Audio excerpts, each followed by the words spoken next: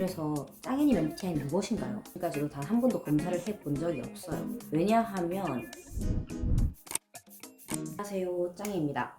제가 1년에 걸쳐서 MBTI 별로 꼬시는 법 컨텐츠를 만들었잖아요. 그래서 많은 분들이 정말 좋아해 주시고 제일 많이 조회수를 받은 컨텐츠가 22만 회? ISFJ 컨텐츠가 진짜 인기가 많았더라고요.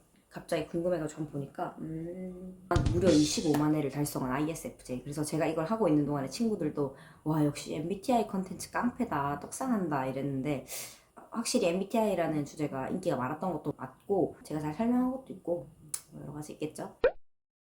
제가 이 MBTI 유튜브 컨텐츠를 계속 올리게 되면서 연가라고 12명의 멤버가 모여서 살롱을 이루는 그 모임 플랫폼인데 여기에 모임장으로 제가 섭외를 받게 되었습니다. 기획은 알아서 하되 요즘 MBTI가 인기가 많고 연애과학에 계시는 에디터시니까 연애와 사랑을 합쳐서 MBTI 관련된 모임 만들어 보면 좋겠다 이렇게 제안 주신 거예요. 그게 벌써 1년 전 정도 돼가지고 그때는 약간 커리어적으로 도움이 되지 않을까 생각했어요. 제가 컨텐츠 에디터인데 에디터로서 뭔가 내 삶을 조금 더 개선시킬 수 있고 조금 더 홍보할 수 있다면 그게 무엇이 될까? 저는 이런 모임도 괜찮다고 생각했고 그것도 있어요. MBTI 다른 사람들이 모여가지고 이 같은 과몰입녀들이 모여가지고 만나면은 또 새로운 인사이트를 발견할 수 있지 않을까? 또 해보고 싶다고 생각했는데 확실히 12명의 성인을 이끄는 것은 쉬운 일이 아니더라고요. 첫 번째 기수가 끝나고 두 번째 기수가 끝나고 어제 부로 세 번째 기수가 끝났습니다. 대표연가 모임은 기본적으로 12명이라는 사람과 모임장 제가 3주에 한 번씩 4번 동안 만나는 모임입니다.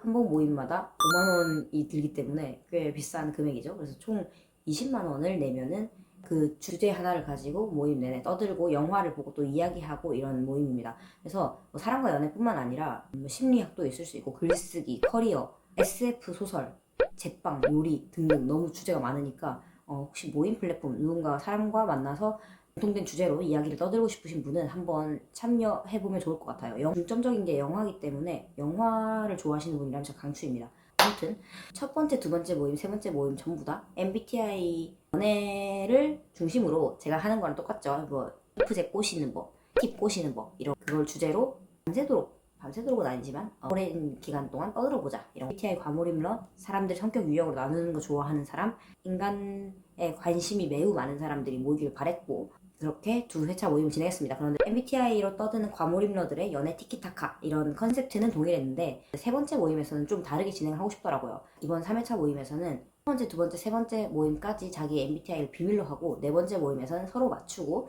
서로의 MBTI를 발표하는 식으로 진행을 했습니다.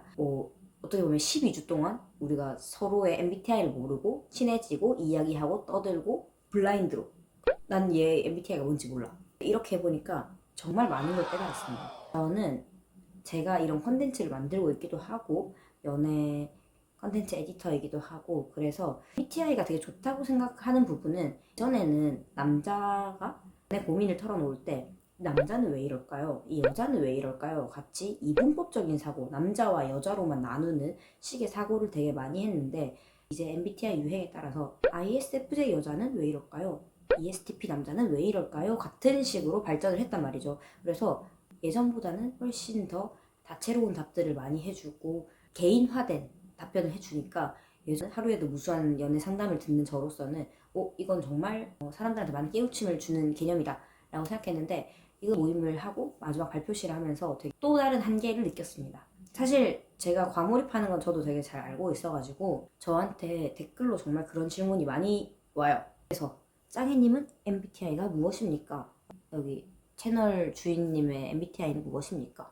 MBTI 뭐예요? 아니 그래서 짱이님 MBTI는 무엇인가요? 라는 질문에 대해서 저는 단 한 번도 대답을 하지 않았고 그리고 지금까지도 단 한 번도 검사를 해본 적이 없어요. 왜냐하면 제가 당연히 저의 성격을 잘 알기 때문에 추측 가는 건 있지. 나는 이런 생각을 하니까 이런 사람일 것 같고 마음으로 생각을 하는가 아니면 머리로서 생각하는가 이런 것들을 하면은 뭔가 애매모호한 부분도 있고 극단에 치닫아 있는 부분도 있고 이렇게 생각을 해가지고 만약에 제가 문구로서 그 알파벳들을 본다면 저를 더욱더 거기에 맞추게 될 것 같단 말이죠. 그래서 사실 약간 자신감이 없는 것도 있었고 만약에 내가 하나에만 귀결된다면 나의 가능성은 이런 좀 더 순수한 생각도 있었던 것 같습니다. 저는 원래 검사를 하지 않았지만 이 모임 직전에 한번 간이로 검사해 봤습니다. 근데 제가 굉장히 애매모호한 사람이더라고요. 처음에 제대로 결과지 못 봐가지고 다시 했는데 바로 바뀌더라고요. 그래서 제가 어제 드디어 이제 발표식을 하고 느낀 것은 세 가지가 있었는데, 첫 번째는 10길 물속을 알아도 한 길 사람 속은 모른다라는 겁니다. 만난 지 12주 만에, 거의 84일 만에 서로의 MBTI를 깠거든요. 그런데 서로가 되게 친해져 있다고 생각했고 잘 알고 있다고 생각했고 그 사이에도 몇 번씩 만나면서 이 사람은 무조건 인프피일 거야, 이 사람은 무조건 ENTP일 거야 라고 생각했던 것들이 있었거든요. 이 12명이 돌아가면서 MBTI를 맞추면은 선물을 주기로 했어요. 그런데 생각보다 이거 알파벳을 4개를 다 맞추는 사람이 정말 없는 거예요. 이렇게 잘한다고 생각했는데, 그리고 저조차도 야매 전문가로서 저 사람 보면 알 것 같은데, 저 사람 딱 봐도 ESTJ다 이렇게 생각했던 저조차도 정말 많이 틀리고 딱 하나 맞췄어요. 12명 중에 딱 한 분 맞춰 정확히 맞춘 게. 심지어 이 모임에서 한 번을 빠지셨던 분이 제일 많이 맞추셔가지고 되게 다들 놀랬는데, 이런 극악의 정답률을 보고 느낀 거는 우리가 정말 사람을 쉽게 알 수 없구나. 사실 우리가 살다 보면 삶이 너무 바빠서 간단하게 저애는 이런 사람이야 라고 일반화를 할 때가 있는데, 이런 게 매우 틀릴 수 있구나라는 걸 몸소 느꼈습니다. 너무나 큰 편견이죠. 저는 그 사람을 정확하게 안다고 생각했는데 아니었고요. 두 번째로는 인꼬 부부들이 MBTI를 보고 결혼한 건 아니다 라는 거였습니다. 사실 옛날에 과거에 중매로 결혼했을 때 만나가지고 뭐 서로의 궁합이 뭔지도 모르고 어떤 생활 습관인지도 모르고 만나서 결혼해 보니까 잘 살았다 이런 거 많잖아요. 물론 안 좋은 경우도 있겠지만, 근데 실제로 연구 결과에 따르면 중매 결혼을 했을 때 훨씬 더 행복도가 높다고 해요. 연애 결혼보다도 더. 네, 흥미롭지 않나요? 오히려 더 선택권을 많이 보지 못해서일까요? 모르는 게 약이다 같은 걸까요? MBTI 궁합이라는 컨텐츠를 따로 만든 적은 없지만 각 개개별로 MBTI 꼬시는 법에서 많이 언급했던 게 이거랑 이거는 이런 면모 때문에 잘 맞을 것 같다 라는 말을 종종 하곤 했습니다. 그런데 이번 4번간의 모임을 하면서 서로의 MBTI를 모르고 뭐 궁합 이딴 거 없이 그냥 많이 친해졌습니다. 발표를 해보니까 이 사람은 나랑 궁합이 안 맞는 MBTI인데? 라고 생각했던 분들도 블라인드를 쳐놓으니까 오히려 편견 없이 지낼 수 있더라고요. 그분이 ISTJ든 ENFP든 저한테는 아무런 영향을 주지 않았으니까요. 이런 부분은 저한테 관계에 있어서 더 많은 자신감을 갖게 했습니다. 저도 예전에 막 사람 만날 때 나는 이거랑 잘 맞을 것 같은데, 물론 제 MBTI는 모르지만 느낌이라는 게 있잖아요. 이 사람은 나랑 잘 맞을 것 같고 이 사람은 나랑 맞지 않을 것 같다 라는 느낌은 있었는데, 그렇게 사람을 만난 적도 있었어요. 되게 좁은 식견이죠. 그리고 좁은 그릇이고. 그런데 이걸 오히려 가리고 보니까 훨씬 더 우리가 그 사람 편견을 넘어서 지낼 수 있다. 그리고 어쩌면 나의 인고 부부일지도 모른다 라는 생각이 들어가지고 관계에 대한 자신감이 커졌다. 모르는 게 약이다. 그리고 마지막은 각자가 가진 색이 16가지 색깔이 아니라 정말 그 세계 인구수만큼의 색깔이 있다라고 또 느꼈습니다. 근 2, 3년간 MBTI가 진짜 인기가 많았잖아요. 마스크 쓸 시절부터 해가지고 마스크로 가려져 있어서 서로가 더 궁금해서 그런지 모르겠지만 되게 인기가 많았습니다. 저는 이게 경제적인 것 때문이라고 생각해요. 이 사람을 알려면 이 사람이랑 밥도 먹어야 되고 이야기도 더 나눠봐야 되고 이 사람의 라이프 스타일도 좀 들어봐야 이 사람을 다시 잘 알 수 있죠. 그런데 우리는 시간이 없어요. 바쁘고 일해야 되고 나랑 맞는 사람이 누군지 빨리 걸러내고 싶어요. 그리고 물론 재밌기도 해요. 엔터테인먼트적인 요소도 있지만, 그래서 이 사람한테 당신 MBTI가 뭐세요? ENFJ시구나. ENFJ 되게 사랑둥이들 아니에요? ENFJ들은 사람 좋아하는 분들 아니세요? ENTJ세요? ENTJ 되게 무섭잖아요. 되게 성격 셀 것 같은데? 자존감 엄청 높으시죠? 밑에 있는 거 못 견디죠? 한 번에 일반화하면 쉽잖아요. 근데 그 프레임이라는 게 참 틀리다는 생각이 많이 들었습니다. 사실 ENTJ면은 E100, N100, T100, J100 절대 아니거든요. 아시다시피 E가 60이 나와도 E고, E가 51이 나와도 E고, T가 진짜 50.1이어도 T가 되겠죠. 저 또한 마찬가지고 저도 매우 애매모호한 사람이라서 어떻게 사람이 늘 같아요. 여행할 때는 이렇게 하고 싶고 일할 때는 이렇게 하고 싶단 말이에요. 여행할 때는 저는 편도 여행을 끊고 갔습니다. 그날 숙소 바로 잡아서 갔습니다. 일할 때는 또 그러진 않아요. 제가 진짜 중요하게 생각하는 일이 있으면 데드라인 철저하게 지키고, 진짜 하고 싶은 일이 있으면 마감 날로부터 언제까지 뭘 하고 이렇게 세세하게 짭니다. 마찬가지로 이걸 보는 여러분들도 극단적인 일 수가 없습니다. 극단적인 ENTJ일 수가 없고, 그런 사람이 있다고 하더라도 매우 적은 모수입니다. 그리고 놀러오기를 해주셨던 분이 되게 흥미로운 게임을 제안해 주셨는데 이미지 게임이라는 거였어요. 그러니까 이미지 게임이 송병호 게임 이게 아니라 돌아가면서 그 사람의 삶의 궤적을 게스하는 시간이었고, 제일 다른 사람은 술 마시기, 이렇게 진행했는데, 이를테면은 민수 씨는 이과 성적이 훨씬 더 좋았으나 여성을 너무 사랑하셔서 이과는 너무 남자가 없는 나머지 일부러 문과를 선택하셔서 20대 때는 그 공부로 인한 방황을 하다가 결국 시험을 하게 아주 자세하게 전공이라든지 직업이라든지 자세하게 스토리텔링 하는 내용이었어요. 너무 재밌었어요. 여러분들도 처음 만나는 분들과 한번 해보세요. 약간 선 넘어야 재밌습니다. 이건 좀 싸가지 없게 하면은 빠르게 친해질 수 있는 좋은 게임 같아요. 그래서 이 게임을 해보니까 우리도 MBTI가 사실 다가 아니라 삶에서 살아온 여러 가지 레이어들 있잖아요. 예를 들면은 마술 동아리를 했다.